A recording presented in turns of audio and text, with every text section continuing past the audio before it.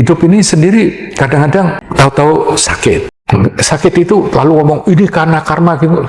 Sakit ini karena badanmu aja. Kalau kamu nggak hati-hati, nggak kamu jaga, ya kamu bisa sakit. Begitu kamu dilahirkan, kamu pasti akan sakit, pasti akan tua, pasti akan mati. Jelas, pasti ada senangnya. Kalau nggak ada senangnya, mengapa kita mengejar kesenangan? Pasti akan ada senangnya. Pasti ada susahnya dan sebagainya. Tapi contoh pertama dikatakan, nih, kamu dilahirkan, pasti kamu akan sakit, tua dan mati. Artinya, penderitaan yang kita alami karena kita ini manusia. Manusia itu punya ciri-ciri. Paling tidak nih, badan ini itu juga punya keberadaan di mana ini tidak bisa memuaskan. Misalnya, lagi enak-enak hidup kan, tahu-tahu jerawat keluar gitu. Mungkin sebetulnya nggak soal, tapi buat beberapa orang jadi persoalan. Hidup ini sendiri kadang-kadang tahu-tahu sakit. Sakit itu lalu ngomong, ini karena karma gitu. Sakit ini karena badanmu aja. Kalau kamu nggak hati-hati, nggak kamu jaga, ya kamu bisa sakit. Makanya makan dijaga, olahraga. Artinya badan ini, untuk bisa fungsi seperti badan ini sudah luar biasa sekali. Jadi badan ini bakalnya akan ada banyak tantangannya. Yang akhirnya juga ada, ternyata ada kedaluarsanya, ada jamnya, expiry date-nya ada. Cuman payahnya kita nggak ngerti nih, kapan expiry date-nya. Dan juga tergantung maintenance-nya juga. Cuma jangan bilang badan ini, karena sebagai badan manusia, ini sifatnya penderitaan. Enggak. Buktinya dengan badan ini banyak kesenangannya kok. Makan es krim gitu misalnya. So nice. Anything. Jangan bilang badan ini penderitaan. No. Tapi sifatnya tidak bisa membawa kepuasan total. Kemudian menemukan hal yang tidak menyenangkan dan berpisah dengan hal yang menyenangkan. Kamu tidak senang kalau yang menyenangkan itu berakhir. Nah, ini sebetulnya sesuatu yang kita sedikit banyak semakin dimengerti, kita semakin bisa terima bahwa kesenangan itu sifatnya, pokoknya apa-apa yang sifatnya mempunyai sebab yang di luar, pasti nggak akan langgeng, nggak akan banyak. And then it will go. That will just go dan hilang. Makanya kamu harus sudah siap mengenai ini. Ternyata di badan ini juga punya yang namanya dopamin. Right? Sebagai manusia ini, sebagai makhluk, sebagai any being, Darwin ini menerangkan itu kita itu punya survival instinct untuk bertahan hidup.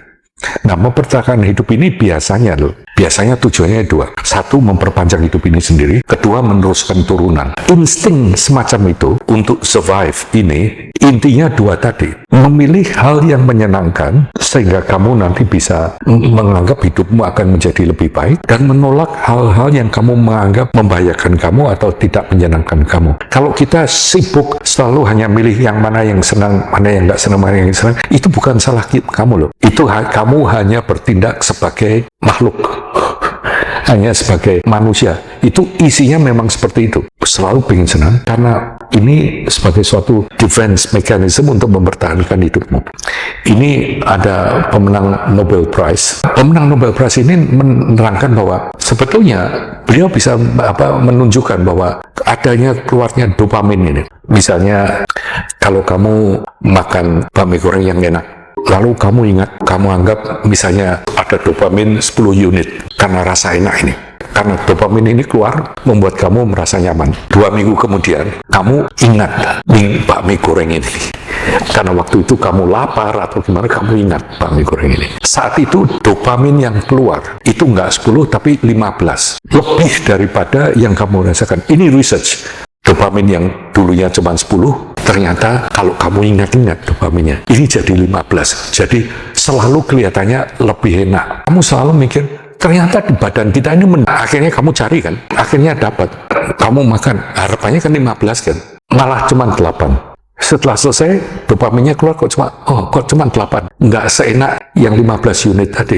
Ya sudah, kamu lupakan karena cuma 8 kan. Kemudian 2 minggu lagi, 3 minggu lagi, kamu ingat bakmi goreng lagi. Kamu ingat sekali lagi, sekarang ini dopaminmu 18. Naik lagi. Semakin ngotot kan. Yang dulu 8 ini sudah nggak kamu ingat. Yang ingat apa? Yang 18 ini. Bakmi goreng yang 18 dopaminnya. Kamu cari. Nah, ini on and on. Lalu pertanyaannya, why? Beliau menunjukkan bahwa itu false expectation, itu perlu ada dalam badan kita to survive. So, kalau kamu puas, kamu nggak try to survive, kamu nggak ingin mempertahankan hidup. Kalau kamu masih tidak puas, ingin ngejar sesuatu, gairahmu hidup ini yang membantu kamu untuk hidup. Tesis beliau yang akhirnya menang Nobel Prize. Berarti di badan ini kita terkecoh terus. Selalu yang enak, begitu yang enak, tidak ada dopaminnya tambah nih. Tambah jauh lebih enak daripada yang kamu rasakan dulu. Nah ini repot, karena ini terus-menerus akan seperti itu. Padahal kalau kamu turuti, dopaminnya rendah. Tapi kalau kamu ingat-ingat, dopaminnya tinggi. Jadi kamu ternyata itu suatu mekanisme dalam badan ini untuk survive, untuk bisa mempertahankan hidup. Seperti itu. Jadi yang satu, ketemu yang tidak menyenangkan. Kedua, berpisah dengan yang menyenangkan. Ketiga, tidak mendapatkan yang diinginkan. Yang ketiga ini, keinginan ini loh. Kamu mikir karena dua tadi kan. Satu yang menyenangkan, satu yang tidak menyenangkan. Terus kamu ingin menolak yang nggak enak, ingin mendapatkan yang ini. Kombinasi tiga ini yang ada dalam mental kita. Makanya dalam hidup ini, isinya hanya itu aja. Yang dulunya dengan yang menyenangkan, yang dulunya senang, lalu menjadi tidak menyenangkan. Tidak ada yang abadi. Pemikiranmu tidak ada yang akan tetap begitu. Diulangi ya. Satu, badanmu sendiri ini juga punya tantangan sendiri karena sifat badan begini. Kedua, pikiranmu yang ingin selalu milih sesuatu yang senang, menolak sesuatu yang nggak senang, dibarengi dengan keinginan untuk menancapkan seperti itu karena kamu tidak senang bertemu dengan hal yang tidak kamu sukai dan kehilangan yang kamu sukai, itu diiringi dengan keinginanmu. Ini kamu pertama-tama menghadapi bahwa ternyata tidak ada yang senang maupun yang tidak senang. Ini yang bersifat abadi, yang bersifat tetap. Itu akan selalu berubah. Misalnya kamu sedih luar biasa. Ya kalau memang sedih, kalau kepengin nangis, lalu jalan keluarnya yang bagaimana? Ya nangis saja. Tapi dengan pengertian paling-paling nangis kan 3 tahun nangis terus. Ya kalau 3 tahun 3 bulan nanti mesti berhenti. Kalau 3 bulan mungkin 3 minggu. Tapi kalau kamu tolak juga nggak bisa. Kamu sedih, kamu pura-pura bagaimana? But just be okay.